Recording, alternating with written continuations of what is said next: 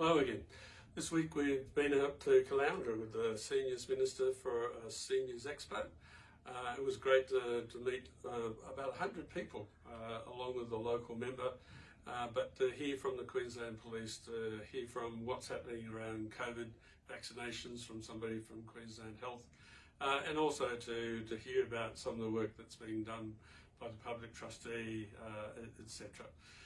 We also met this week with Chris Edith, the State Manager for LASER, Leading Age Services Australia, to talk about how we're working together around aged care. Next week, it's a very busy week. So there's two virtual conferences that we're involved in. One is the 15th Global Conference on Aging, being run by the International Federation on Aging.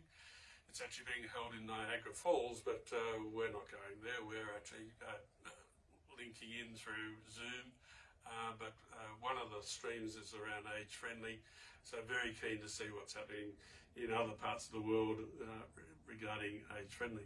The other conference that we're attending by virtually is the AAG, the Australian Association of Gerontology, and one of our team, Dr. Andrea Petruski, is talking about age-friendly universities with Nancy Pahana from University of Queensland.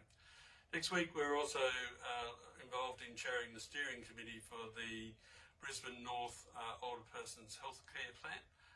So that's coming to an end, and we're very keen to see what is going to be happening for the next plan.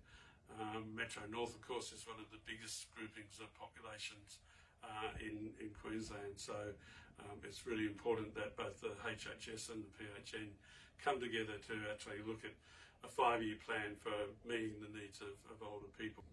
So next week is also the annual general meeting of QCOS, and we'll be at that at the Powerhouse. We've also joined together with QCOS and the 21 community services peaks to write to the Premier and the new Chief Health Officer around how the community services peaks can actually work with government to ensure that all those people who are at risk are actually getting their chance to be vaccinated against COVID.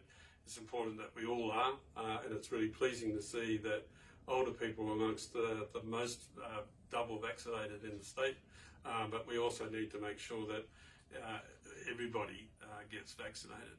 So that's it for a brief overview of this week, but also a glimpse into what we're doing next week.